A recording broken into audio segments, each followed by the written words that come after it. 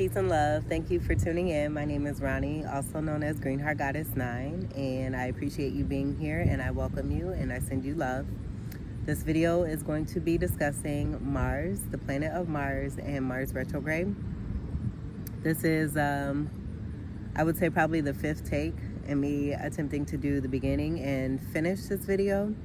It is quite a windy day out today, and as I was recording, my papers decided that they wanted to play with the wind. And so while I gather myself and use all four limbs to attempt to catch the papers that are getting away from me,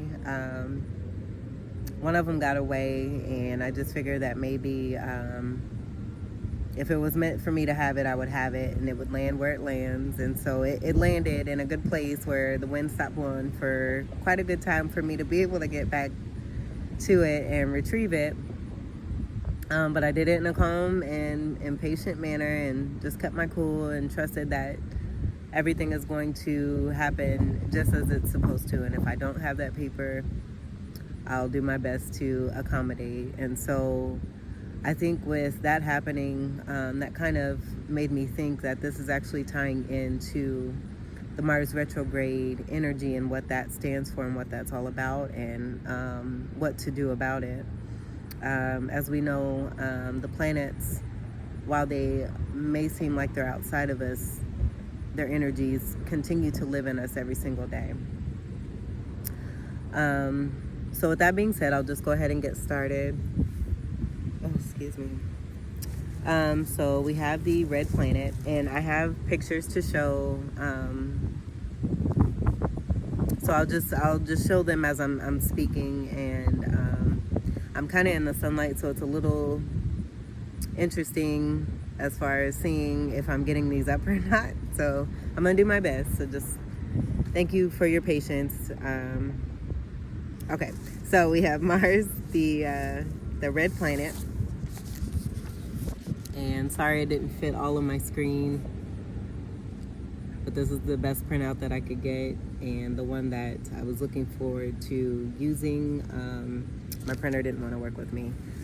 So the red planet, Mars the red planet, it's named for the god of war. It's the fourth planet from the sun, and it is Earth's neighbor. It is now known to have a rusty red surface, where billions of years ago, Mars could have been mistaken for Earth's smaller twin, with liquid water on its surface and maybe even life. And I have a beautiful picture of the two neighbors. We have Mars and the Earth.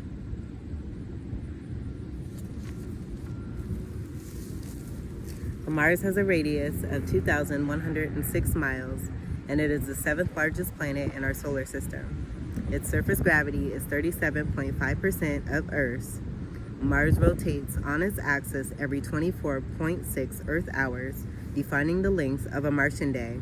And because of its tilt, its seasons are similar to those on Earth, where at two specific moments each year, known as the equinoxes, both of its hemispheres receive equal illumination. While seasons are similar to Earth's, they are very different for several reasons due to distance from the sun and orbital distance, its axis of rotation changing way more often. Spring and summer are typically and usually longer than the fall and the winter. Mars has a thinner atmosphere, mostly made of carbon dioxide, nitrogen, and argon. Temperatures can reach as high as 70 degrees Fahrenheit and as low as negative 225 degrees Fahrenheit, with breezes gusting up to 60 miles an hour at times, causing dust storms and massive fields of alien sand dunes. So I would say we're kind of getting some of that Mars energy right now with all these gusty winds, because it is super windy out today. Not as windy as I've seen it before, but it's the windiest I've seen in a while.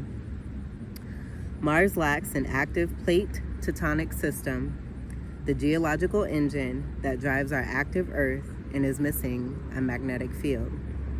Mars is the planet ruler of Aries and Scorpio. It is exalted in Capricorn. Mars is the planet of passion and desire and outward activity. Masculine energy dominates in action, and if it is strong in the natal chart, It can indicate high-level temper or great courage. It speaks on assertion, what stimulates physical activity, representing where action will be taken in the most positive sense. During Mars retrograde, it is important to go inwards to find motivation instead of sending energy outwards to achieve our goals. Mars goes retrograde about every 2 years and 2 months, making it a fairly rare event and the least frequent of all the planets. Our approach to conflict or taking action often requires rethinking, regrouping, and reintegrating. One may be required to draw in on one's own strengths to assert themselves in some area where they've been reserved, cautious, or inexperienced. The weakest links in your life may break apart or need to be repaired, and one may need to find new ways to become empowered.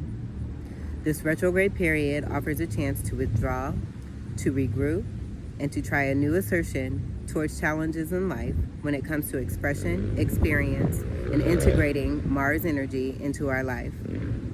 Mars is populated by anger and aggression, and during this retrograde energy, which began on September 9, 2020, and will end and go back, direct November 13th of 2020, we may be confronted by issues involving these emotions.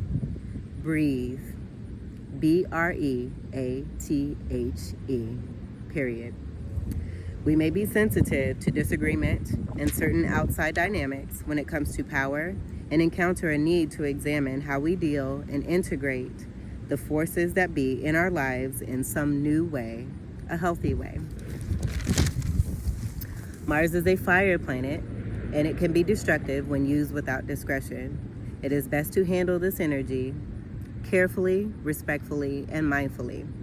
When used wisely, it can fuel great achievement and transform whatever it touches. So here we go with my pictures. Wish me luck. Some of these might be upside down. I tried to put these as best back as I can. So just bear with me. Thank you. So, helpful tips to help with the Mars retrograde energy that will be lasting until November 13th, 2020 is to breathe. She's blowing bubbles. If you like bubbles and you like blowing bubbles, go for it. This is another way, and I'll speak about this in another video on breathing. And it just dawned on me that this was a great way to inhale and both exhale, but also while having fun while doing it.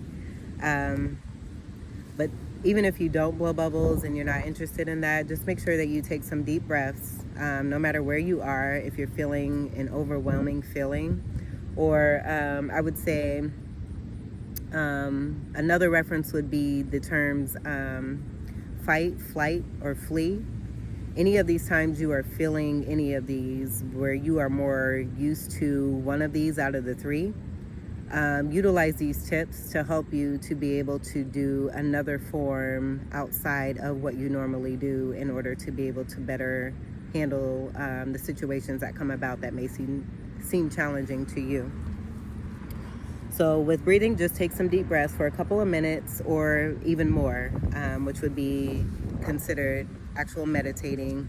Any kind of breathing is meditating, where you are just silencing yourself and your thoughts, and making sure you put in good prana energy, and releasing what is unwanted. Don't rush it, and do what feels good to you. That's the most important. So the next one is to have a support system. Yeah, have a support system around you. It's a circle of friends. So have someone that you can connect with and confide in. Whether it be one person, I would keep it to a minimum just so you're not having sporadic energies in different places. So again, just try to have someone in particular that you know that you can definitely connect with for sure and confide in. So the next one is to have outlets. So exercise. Oh, this is fun. Exercise. Dun, dun, dun, dun. The next one, this one a whole lot smoother in my head, is having sex. Taking a walk is also considered a part of exercise. I know we've seen the girl running. Or cleaning the house. Dun, dun, dun. Or you can channel your passions and put your ambition into a project, like a hobby or something that you enjoy doing or something that you've been working on. And this can help to transform energy to be constructive. Be careful of overindulgence. The next one, number 4, do not expect immediate results. Have patience. Very important. And make all the time quality time for something that is you related. Number 5, have goals. Goals. Have a checklist too. This is a great example. You can easily find it on Google. Print it out. You got yourself a list. Now have goals and plot a course of action. Baby steps are very important, and make sure to take your time. Listen to yourself, listen to your body, and honor yourself. Deal and heal. I hope these are showing up right. It's so sunny out, but I have a feeling and I just trust. And even if not, we get the idea. The words are there. But this one, the rainbow, this is what I thought of when I thought of dealing and healing. So dealing and healing, we are working through what we are experiencing.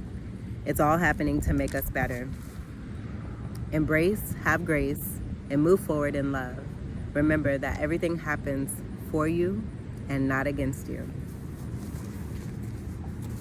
So these were the messages that I have for Mars and Mars retrograde energy. Again, I hope that this was very helpful in helping you. It has been very helpful for me and just very, very confirming to know that I'm on the right path and handling everything like a boss, and not being so quick, just being slow to temper, slow to make assumptions,